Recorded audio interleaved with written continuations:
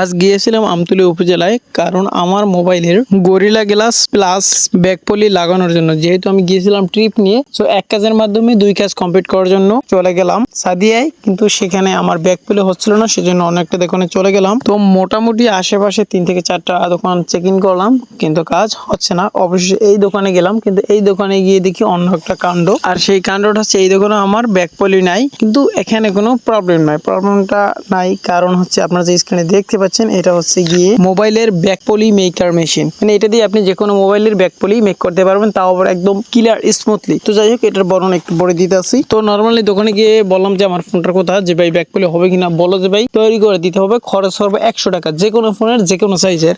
তো যাই হোক, এরপরে ভাইয়াকে বর্ণনা দিলাম। সো ভাই আমার ফোনের মডেলটা জানতে ছিল, সো মডেলটা বলছিলাম রিয়েলমি জিটি মাস্টার এডিশন। ভাইয়া এখানে বড় একটা পলি নিয়ে, মানে মোবাইলের ব্যাক পলি নিয়ে মেশিনটার ভিতরে সেট আপ করে দিতে আছে। আমি ভিডিও করতেছি। তো এটা নিয়ে ভাইয়ার কাছে আমি একটা অ্যাডভান্স প্রশ্ন করলাম, মানে আমি জানি এরকম আর কি, কিন্তু আসলে আমি কচুও জানি না, আন্দাজে ডিল মারলাম। এটা কি ডাইরেক্ট ওই ইন্টারনেট থেকে মডেলের মাধ্যমে বাইরে না? আবার পাকনামি করে একটা কোশ্চেন ভাইয়ার কাছে জিজ্ঞেস করলাম, মোবাইল দিয়ে কন্ট্রোল করা যায়?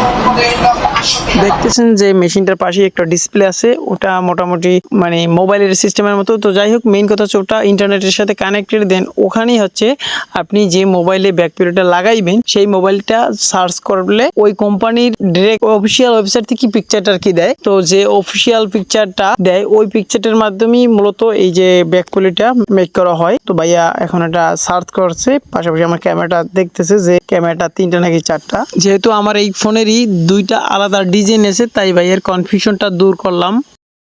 এই মডেলে 3টা, একটা হচ্ছে পিছনে ওই যে দুইটা আমার তো পিছন প্লাস্টিক, আর একটা হচ্ছে লেদার লাগাই না।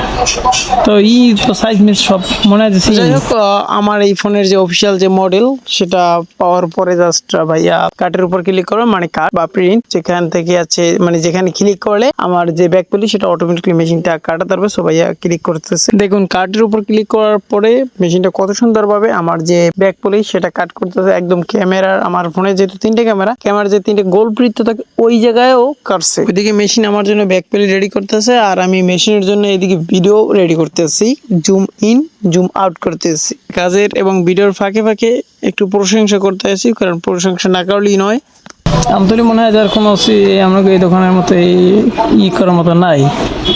আমি ফার্স্ট দেখলাম আমতলীতে, আমার জায়গায় যেতে দেখিনি। যাই হোক, ফোনের ব্যাকপলি মেশিনে কাট করা কমপ্লিট, আর এই সিটে আমি দেখতেছি। তো ভাইয়া এটা কাট করার পরে ভাইয়া আমার কাছে ফোনটা চাইতেছে, বলে যে ভাই ফোনটা দেন, লাগিয়ে দিচ্ছি। আমার গরিলা গ্লাস প্লাস ব্যাকপলি লাগানো শেষ, এখান থেকে 2টাই লাগাইছি। তো যাই হোক, এখানে কাজ কমপ্লিট করে জাস্ট আমি বাসার দিকে আসতেছি, আর দেখতে পেলাম যে আমতলী উপজেলার যে মেয়র যে কার্যালয়, মেয়রের কার্যালয়ের সামনে দেখলাম যে নতুন এমপি হওয়ার উপলক্ষে গণসংবর্ধনা দিতে আসে। দেন আমি একটু শুট নিলাম, দেন বাড়ির দিকে চলে আসলাম, আর এখানে এই ভিডিওটা এন্ড।